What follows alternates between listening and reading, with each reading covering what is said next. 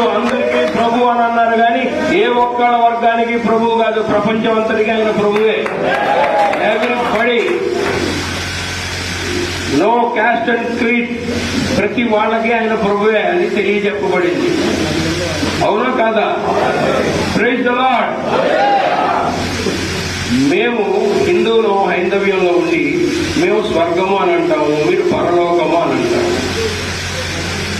మా అందరికంటే మీరు ఎంతో అదృష్టవంతులు పుట్టుకతోనే. ఎందుకనంటే భగవంతుడు మీకు ఆ పరలోకం చేరడానికి నేనే మార్గము, నేనే సత్యము, నేనే జీవము అని చెబుతూ ఇది ఒక్కటి మీకు అందించాడు.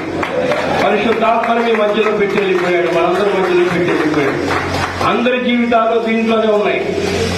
ఆనందంగా ఉన్నప్పుడు చదివితే ఒక రకంగా ఉంటుంది, బాధతో ఉన్నప్పుడు చదివితే ఒక రకంగా ఉంటుంది, నష్టపోయినప్పుడు చదివితే ఒక రకంగా ఉంటుంది, అద్భుతమైన విజయాలు పొందితే ఇంకో రకంగా ఉంటుంది.